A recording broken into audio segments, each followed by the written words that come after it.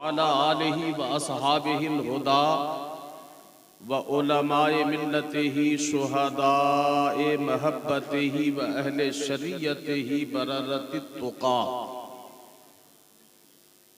अम्मा बाद फ़अऊज़ु बिल्लाहि मिनश शैतानिर रजीम।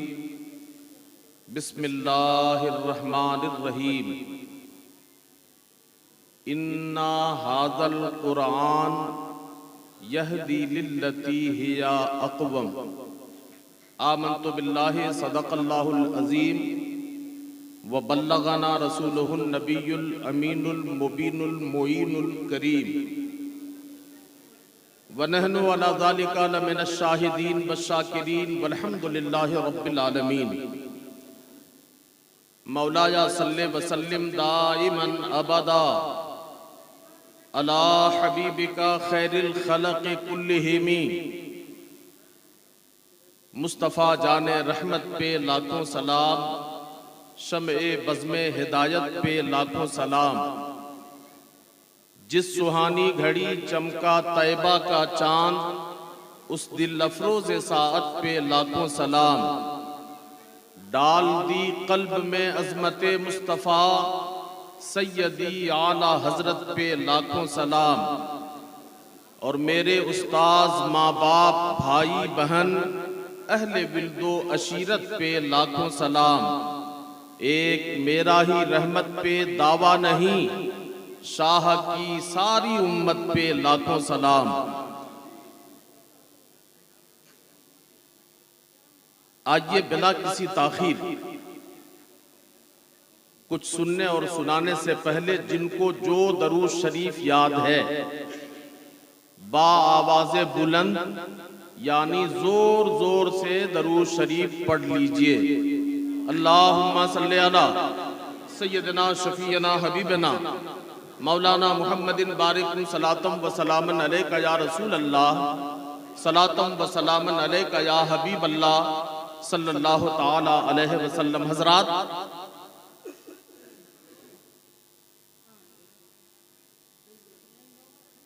ये झारखंड की उप राजधानी है।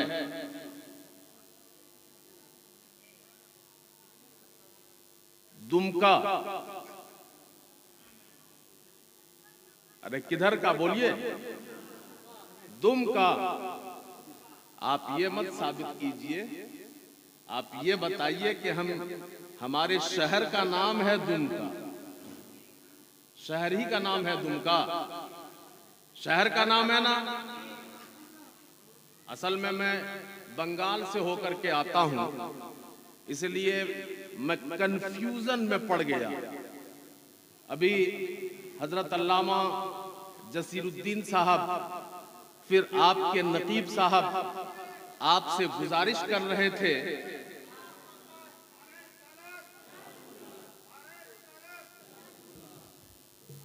आपसे गुजारिश की जा रही थी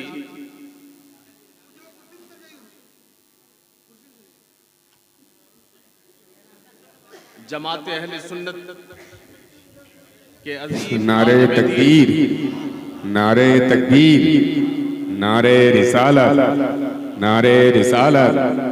ताजदारे अंबिया कॉन्फ्रेंस, औलमाए कराम, औलमाए कराम, नारे तकबीर, नारे रिसालत।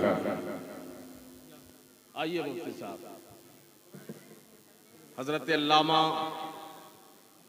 मुफ्ती शहाबुद्दीन सकाफी साहब। सुभान अल्लाह, सुभान अल्लाह, वाह। शायर इस्लाम मुजाहिद रजा मजहर साहब, शफक दुमकावी साहब और आपके जो मेहमान उलमा हैं वो सब तशरीफ ला रहे हैं, और जो बाकी हैं वो अनकरीब आ जाएंगे। और आपको ये बताना है, मैं ये बता रहा था, मैं जहां पर था थोड़ा मैं चूंकि पहले ही बता चुका हूं कि मैं कंफ्यूजन में पड़ गया था। और मेरी परेशानी इस बात में थी कि शहर का नाम दुमका है या फिर कोई और मामला है। मैं ज्यादा नहीं बोलूंगा, मुझे बंगाल जाना है, वरना आप हजरात पता नहीं जाने देंगे या नहीं देंगे। मैं ज्यादा अगर तशरीह करूंगा, बस आपसे मुअद्दबाना एक गुजारिश है, और वो गुजारिश ये है कि हमारे जो भाई जलसागाह के हाशिया पे या फिर उधर जो रास्ते पे खड़े हैं और जो हजरात इधर उधर बैठे हैं, उनसे गुजारिश है कि थोड़ा आप आगे आ जाइए। हेलो भाई साहब, आप हजरात से गुजारिश है कि थोड़ा आगे बढ़ जाइए। देखिए, बस एकदम बढ़ जाइए, हाँ बढ़ जाइए, ताकि मैं ये समझ लूं।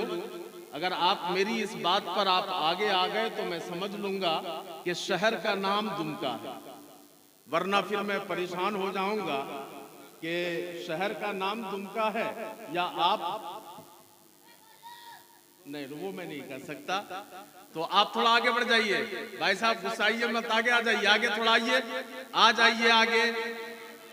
हाँ उसको ना आप लोग मत बुलाइए, हेलो आप लोग मत बुलाइए, बुलाने के लिए माइक यहाँ मेरे पास है, मैं खुद बुला लूंगा। थोड़ा आ जाइए और लोग आ जाएंगे, थोड़ा आ जाइए सर, आगे बढ़िए आगे बढ़िए आगे बढ़िए, आ जाइए, ताकि बिला ताखीर मैं गुफ्तगू शुरू कर सकूं।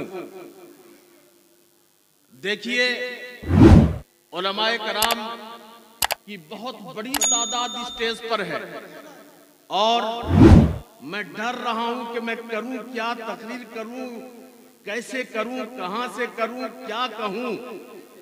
इसलिए कि मुझे तकरीर आज तक नहीं आई। मैं खुद इस्लामियात का एक छोटा सा तालिबे इल्म हूं और एक बहुत छोटा सा इस्लामियात का मैं तालिबे इल्म हूं, मगर उलमाए कराम का मैं शुक्रगुजार हूं और इनसे दुआ लेने के लिए मैं दुआ कर रहा हूं कि अल्लाह हमारी जमात के इन उलमा को सलामत रखे, इनकी उम्रों में बेपनाह बरकतें अता फरमाए। इन उलमाए कराम ने मुझ जैसे एक मामूली से तालिबे इल्म को माइक के रूबरू खड़ा कर दिया है और मैं बहुत डर रहा हूं, परेशान हो रहा हूं अपने उलमाए कराम से। अब अगर आपका जरा सपोर्ट मुझे मिल जाए और आप तवज्जो से थोड़ी देर मेरी गुफ्तगू सुन लेंगे तो इंशाअल्लाह मैं कुछ देर तक माइक पे खड़ा रह सकूंगा, वरना पता नहीं डर से मेरी क्या हालत हो जाएगी। और मैं तो अभी ये कह रहा था कि शहर का नाम दुमका है या आप, मगर अब तकरीर करने के लिए खड़ा हो गया हूं तो कहीं ऐसा ना हो कि मैं वो वाला हो जाऊं। बहरहाल आज का ये प्रोग्राम दुमका शहर के अजीम दरसगाह मदरसा रज़ाए गौस का सालाना जलसे दस्तार बंदी का ये अजीमुशान प्रोग्राम ताजदारे अंबिया कॉन्फ्रेंस, जिसमें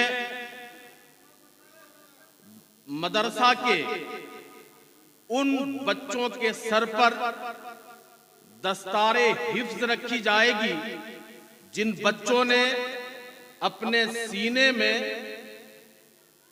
कुरान मुकद्दस के 30 सिपारे महफूज कर लिए।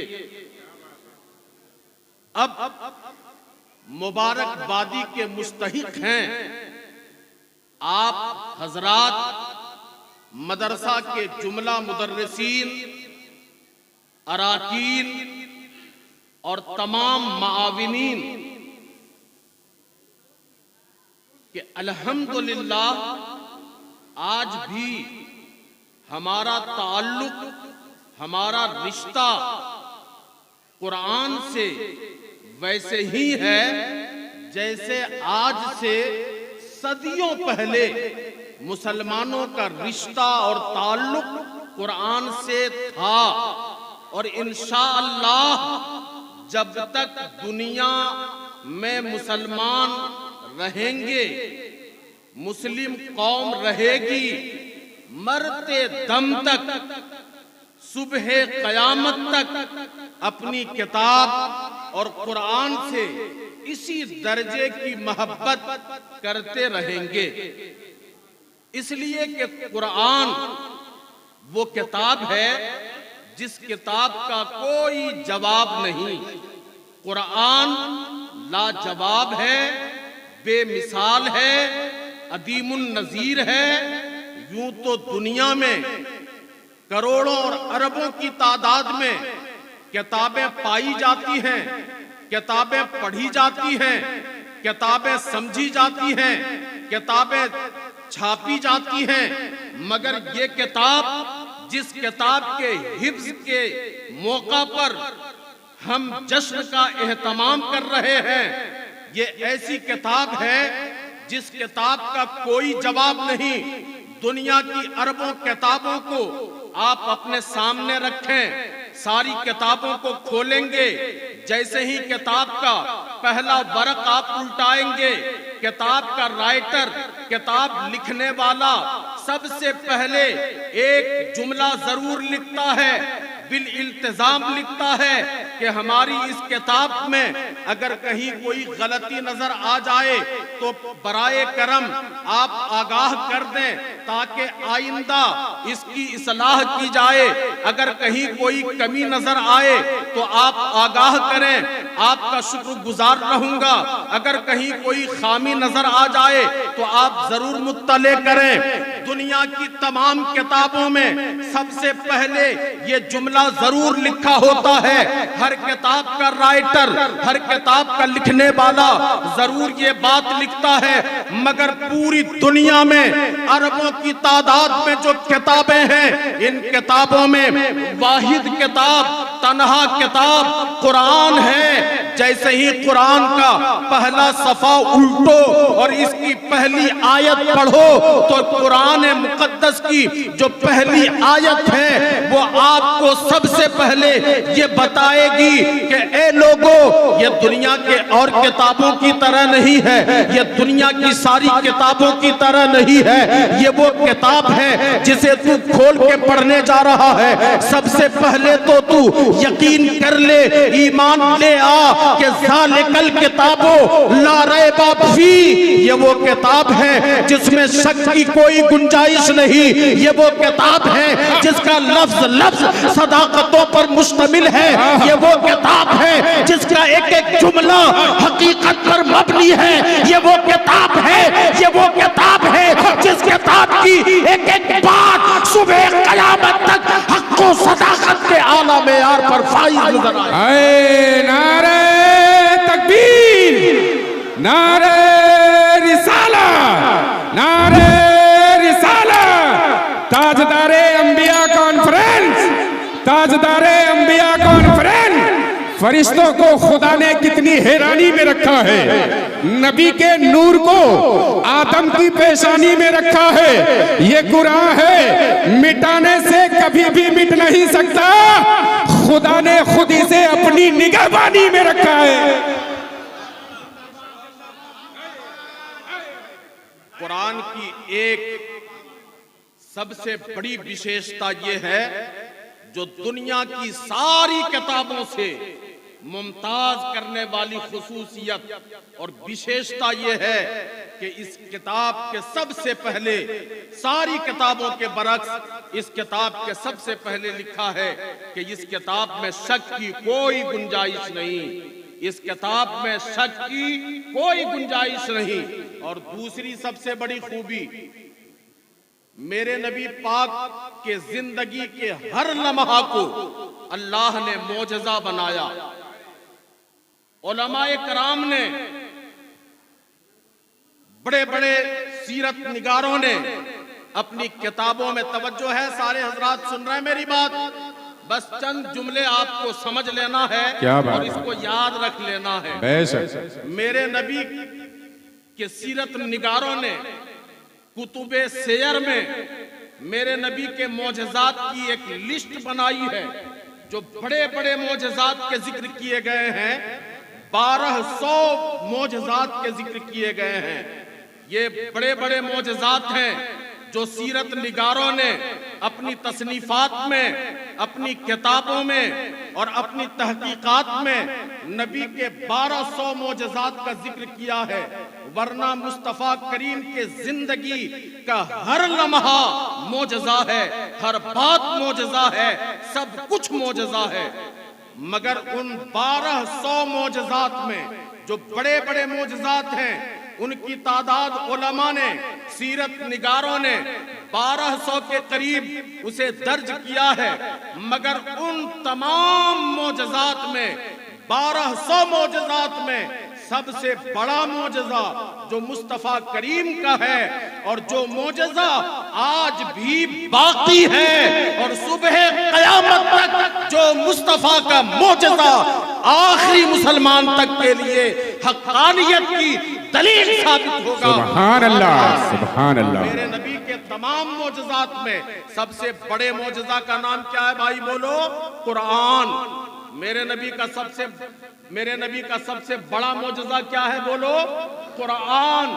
अब आप मोजज़ा, आपको पता है मोजज़ा किसे कहते हैं, करामत किसे कहते हैं? सुन्नी बरेलवी उलमा को, अवाम को बताने की जरूरत नहीं है कि करामत किसे कहा जाता है, इस्तिदराज किसे कहते हैं, इस्तिबराज किसे कहते हैं और मोजज़ा किसे कहते हैं। अगर कोई अल्लाह वाला अक्ल के खिलाफ कोई बात कर दे तो इसे करामत कहते हैं। अगर कोई सेहर और जादू की वजह से या किसी और करतब की वजह से अगर अक्ल के खिलाफ कोई बात दिखा दे तो उसे इस्तिदराजो इस्तिबराज कहा जाता है। और अगर यही अक्ल के खिलाफ अंबियाए कराम के जिंदगी से कोई बात किसी को नजर आ जाए तो इसे मोजज़ा कहा जाता है। अब तमाम अंबियाए कराम को अल्लाह पाक ने जमीन पे भेजा, उन्हें मोजज़ा दिया, मोजज़ा अता किया, खास खास मोजज़े अता किए। अब मोजज़ा के हवाले से अल्लाह का जो तरीका रहा है, अगर जब हम अंबियाए कराम की तारीख का मुताला करते हैं तो एक चीज देखते हैं कि अल्लाह ने नबियों को मोजज़ा दिया और उस नबी को वो मोजज़ा दिया जो उस जमाने के एतबार से उस जमाने का बड़ा चैलेंज था। मसलन मैं आपको समझाना चाहता हूँ, हजरत यूसुफ अलैहिस्सलाम ये अल्लाह के एक बड़े बरगुज़ीदा बड़े मशहूर नबी हैं। आपने सुना होगा हजरत यूसुफ अलैहिस्सलाम का जमाना है, वो जमाना हुस्न का था, वो जमाना खूबसूरती का था। लोग हुस्न और खूबसूरती और नेचर का पूजा करते थे। ऐसे जमाने में जब गली गली हुस्न का चिराग रोशन था, जब लोग खूबसूरती के सामने सर झुका देते थे, जब लोग हुस्न के सामने अपना सब कुछ दमखम लुटा देते थे, वैसे जमाने में उन हसीनाओं के सामने, खूबसूरती के सामने अल्लाह पाक ने हजरत यूसुफ अलैहिस्सलाम को जमाल दे के भेजा और ऐसा जमाल दे के भेजा, ऐसी खूबसूरती दे के भेजा कि तमाम हसीनाओं ने जब हजरत यूसुफ के हुस्न को देखा, उनकी खूबसूरती को देखा, तो दुनिया के तमाम हसीनाओं ने कहा, सारे लोग बेक जुबान होके बोले कि ये जो हजरत यूसुफ अलैहिस्सलाम का हुस्न है ये सबसे ज्यादा निराला है, ये बेदाग हुस्न के मालिक है। क्या बात है, सुभान अल्लाह। हजरत सालेह अलैहिस्सलाम का जमाना, आप किसे भी, आपने इस नबी का भी नाम सुना होगा। हजरत सालेह अलैहिस्सलाम का जमाना पत्थरों का जमाना था। ये वो जमाना था जब लोग पत्थरों को तराश के, पत्थरों को तोड़ फोड़ के, पत्थरों को काट छांट करके उससे मुजस्समे बनाते थे, मूर्तियां बनाते थे, तरह तरह के सामान बनाने का जमाना था। जमाने के लोग उस जमाने में वो पत्थर का जमाना था जब लोग पत्थरों पर मेहनत करके, पत्थरों पर अपने ज़हनो दिमाग की एनर्जी सर्फ करके, जब लोग पत्थरों को काट छांट करके उससे मुजस्समे और मूर्तियां बनाते थे, अल्लाह ताला ने हजरत सालेह अलैहिस्सलाम को ये मोजज़ा दिया, ये कमाल दे के दुनिया में भेजा कि हजरत सालेह अलैहिस्सलाम अगर किसी पत्थर के तरफ अपनी उंगली का इशारा कर दे तो उस चट्टान से न सिर्फ कोई मूर्ति बल्कि एक जिंदा और गाभिन ऊंटनी पैदा हो जाए। नारे तकबीर, नारे रिसालत, उलमाए कराम। सुभान अल्लाह सुभान अलैहिस्सलाम का जमाना, ये भी अल्लाह के मशहूर पैगंबर हैं।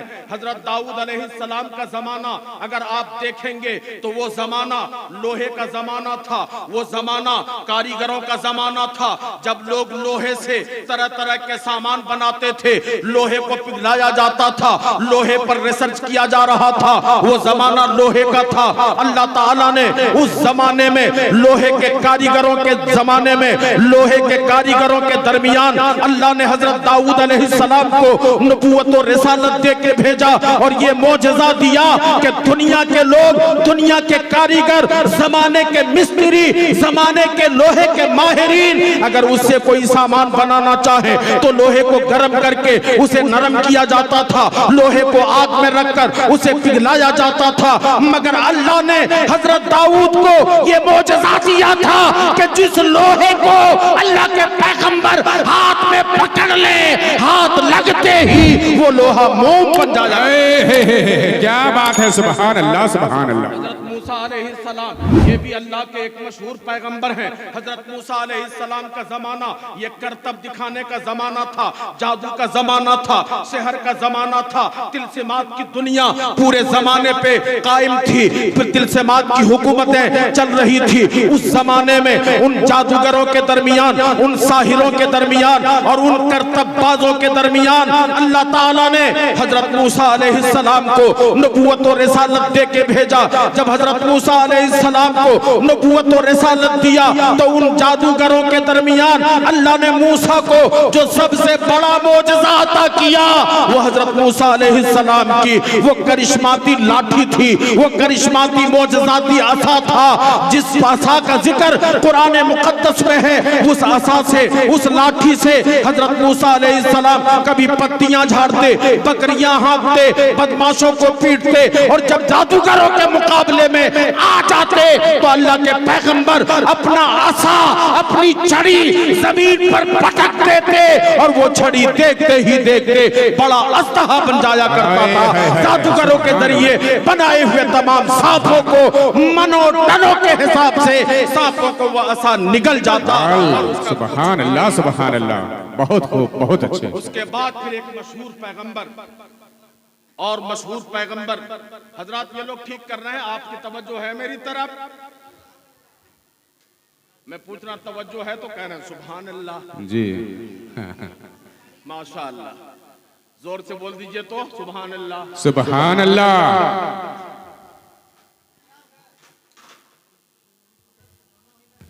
ठीक है बाबू, लेके जाइए जाइए जल्दी से। हजरत ईसा अलैहिस्सलाम मेरे नबी के सबसे करीब जो जमाना हजरत ईसा अलैहिस्सलाम का, हजरत ईसा अलैहिस्सलाम का जमाना यूनानी उलूम के उरूज का जमाना था, जब दुनिया के लोग मेडिकल साइंस पर रिसर्च कर रहे थे। वो जमाना डॉक्टरों का था, हकीमों का था, अतिब्बाओं का जमाना कहा जाता था, जब यूनान की हिकमत और मेडिकल साइंस बहुत आगे बढ़ गई थी। उस जमाने में जितनी बीमारियां थी यूनान के डॉक्टरों ने, यूनान के हुक्मा ने तमाम बीमारियों की तशखीस भी कर ली थी और उसका इलाज भी ढूंढ निकाला था। मगर दुनिया भर के डॉक्टरों के पास 3 बीमारियों का कोई इलाज नहीं था। वो मादरजात अंधों के आंखों में रोशनी नहीं डाल सकते थे, वो कोढ़ का इलाज नहीं कर सकते थे और उनके पास मौत की कोई दवा नहीं थी। उस जमाने में जब डॉक्टरों का जमाना था, जो जमाना मेडिकल साइंस का था, अल्लाह ताला ने जमीन पर हजरत ईसा अलैहिस्सलाम को भेजा। हजरत ईसा अलैहिस्सलाम को अल्लाह ने फिर ये कमाल दिया कि दुनिया के डॉक्टर इलाज करें, तहकीक करें, दवा पिलाएं, तब मरीज अच्छा हो।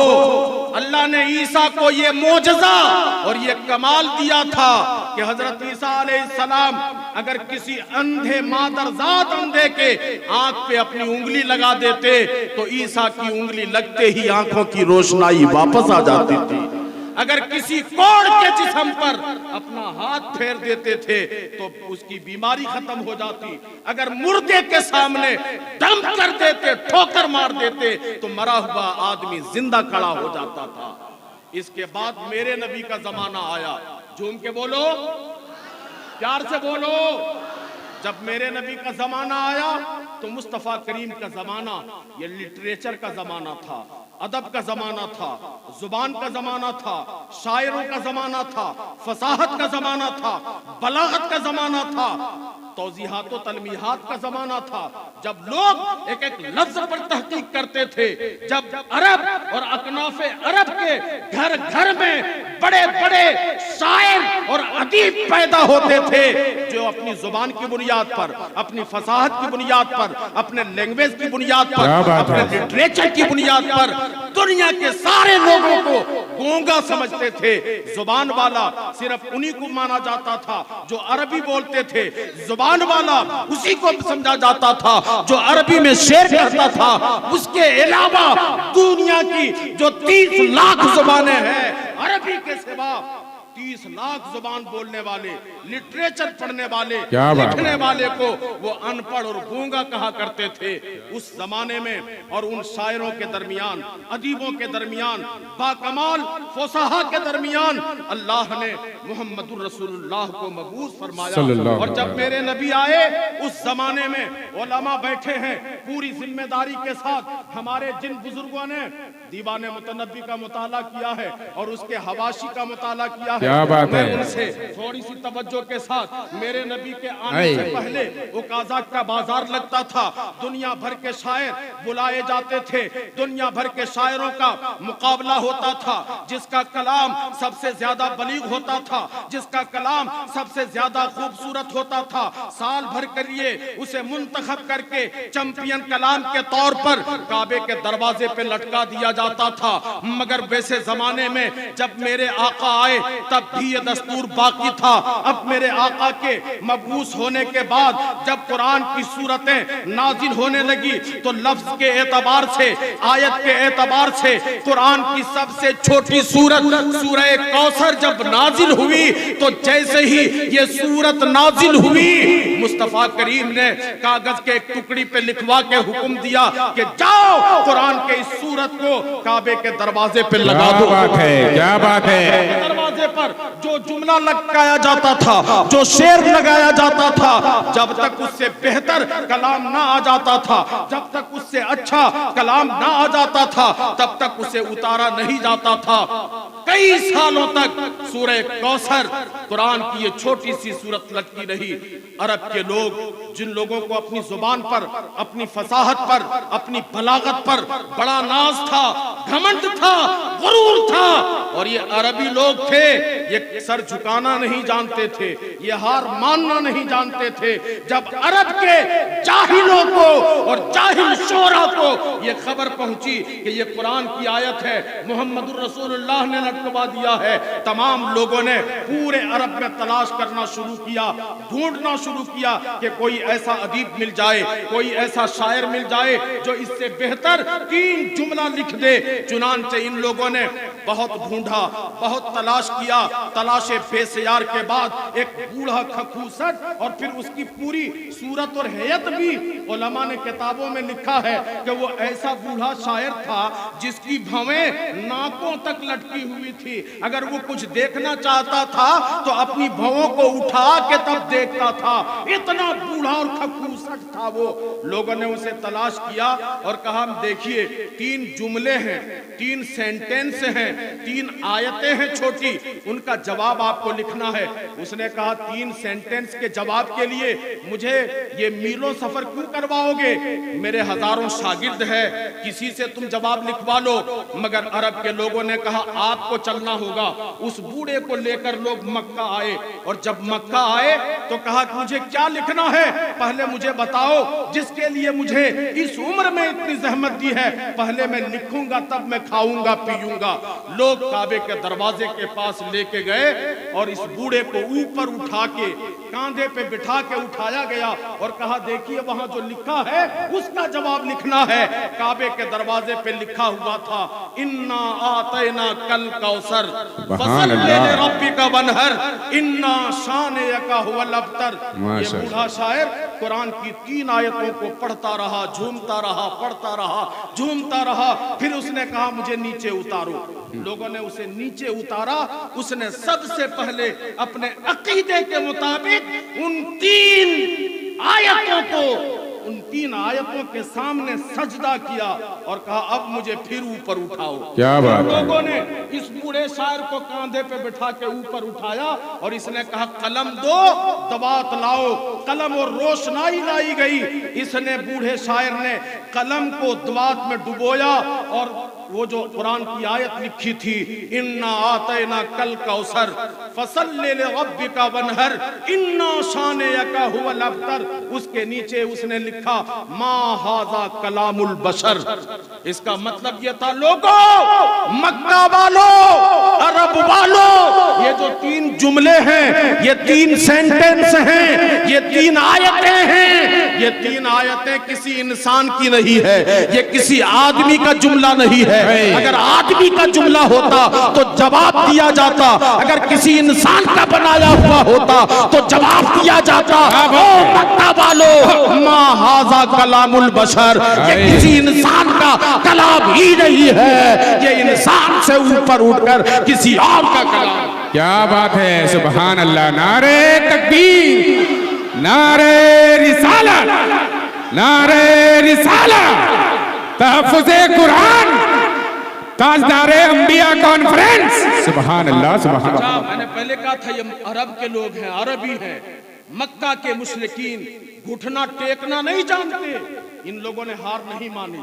ये लोग अपने में कहने लगे, यार जिसे हम लाए थे अपना वकील बनाकर, ये तो हमारी ही लुटिया डुबो के जा रहा है, उसको छोड़ दिया। फिर इन लोगों ने हिम्मत जुटाई, कहा और तलाश करो, देखो। फिर कई महीनों के बाद इन्होंने खूब ढूंढा, खूब पता किया। एक बूढ़े शायर का पता चला और उस बूढ़े शायर के पास मुशरिकीन के बड़े बड़े लोग गए और उसको भी जाके बताया कि देखिए 3 जुमले हैं, उसका जवाब आपको लिखना है। बूढ़ा शायर आया और कहा मुझे लेकर चल, बताओ किसका जवाब लिखना है, नमूना दिखाओ। लोग लेकर के गए और इससे पहले जो हुआ था कि तुमसे पहले खकूसट को लेके आए थे, वो हम लोगों की लुटिया गरक करके चला गया है। अरब वालों ने, मक्का वालों ने कुछ नहीं कहा, सब राज में रखा और उसे लेके गए। पहले तो वहां 3 आयतें थी, अब कितने जुमले हैं भाई, बोलो कितने जुमले हैं?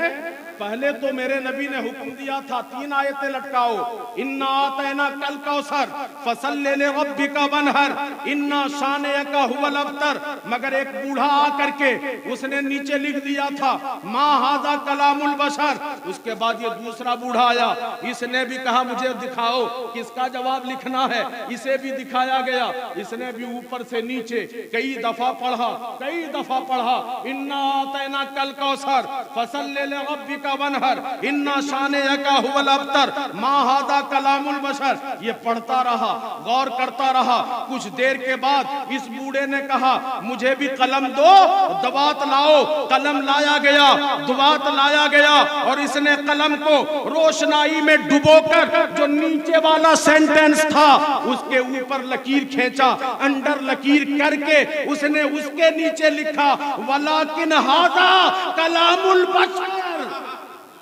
झूम के बोलो, ये जो अब आया है इसको कुछ नहीं बताया गया था। इसने नीचे में लिखा, जो नीचे लिखा हुआ था उसको अंडरलाइन करके उसने नीचे लिखा वलाकिन हाज़ा कलामुल बशर। क्या बात है मक्का वालों, ए अरब के लोगों, ऊपर का 3 जुमला किसी इंसान का कलाम नहीं है जी। ये जो नीचे वाला जुमला है ये किसी आदमी ही का कलाम है, किसी इंसान ही का कलाम है। पता चला खुदा का कलाम वो है, पढ़ो तो पढ़ते ही समझ में आ जाए कि ये खुदा का कलाम है, इसका कोई जवाब नहीं। सुभान अल्लाह, सुभान अल्लाह, जिंदाबाद।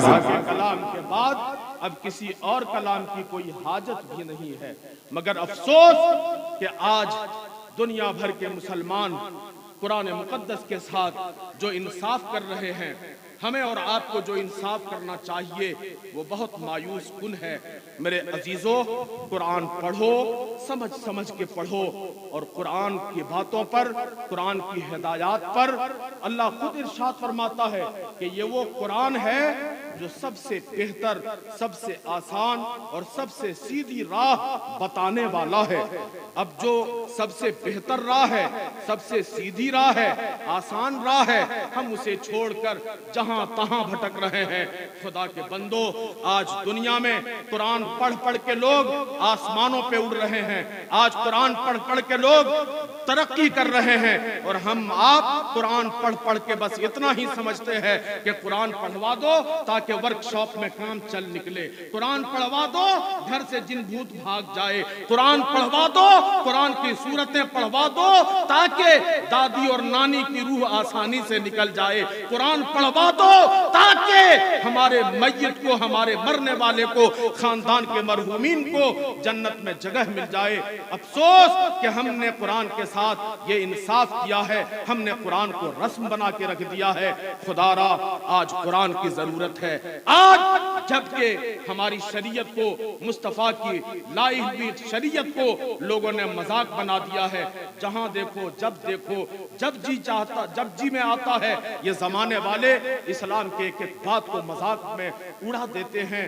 अभी आपने हालिया चंद दिनों पहले, चंद महीनों पहले, बल्कि कुछ दिनों पहले माजी करीब में आपने देखा कि हिजाब, बुर्का और निकाब जो कुरान का एक हुक्म है, शरीयत में मुसलमानों की इलामत और पहचान बताई गई है, किस तरह से लोगों ने उसे मजाक बना दिया, तमाशा बना दिया। हालांकि जो कुरान ने कहा वही हक है, जो हमारी शरीयत में है वही औरतों के लिए सबसे बेहतर है। वरना आज तो झूठे दावे किए जा रहे हैं, औरतों के आजादी के नाम पर, बराबरी के नाम पर औरतों को बेनकाब किया गया, बेहिजाब किया गया। औरतें कॉलेजों में पहुंची, यूनिवर्सिटियों में पहुंची। देखो, इस्लाम इस बात की ममानियत नहीं करता। इस्लाम की तो बुनियादी तालीम है कि इल्म हासिल करना हर मुसलमान मर्द पर और हर मुसलमान औरत पर जरूरी है, सबको पढ़ना चाहिए। बल्कि हमारे खानकाहों से, हमारे दरसगाहों से, हमारे स्टेज से ये ऐलान किया जाता है कि भाई आधे पेट खाओ मगर अपने बच्चों को पढ़ाओ, अपने मदारिस को, अपने दरसगाहों को बाकी रखो, ये पैगाम दिया जाता है। मगर आज औरतों के साथ जो जुल्म हो रहा है, खुदारा, कुरान पढ़िए, कुरान की तालीमात को आम कीजिए, अपने मदारिस का आप ख्याल कीजिए, इन मदारिस को आप नमूना मत बनाइए। आज की दरसगाहें कहां से कहां पहुंच गई। हमारे ये मदरसों को देखिए आप, इनकी जो हालत है, इनकी खस्ता हालत देख करके, इसमें रहने वाले बच्चों को देख करके आपको कभी अफसोस नहीं लगता? आपको डरना चाहिए, आपको सोचना चाहिए। अल्लाह ताला हम लोगों को सच्ची समझ अता फरमाए, सिराते मुस्तकीम पर चलाए। अस्तगफिरुल्लाह रब्बी मिन कुल्लि ज़ंबिन व अतूबु अलैह। यही है आरज़ू, तालीम कुरान आम हो जाए, हर एक परचम से ऊंचा परचम इस्लाम हो जाए। अस्सलामु अलैकुम व रहमतुल्लाह।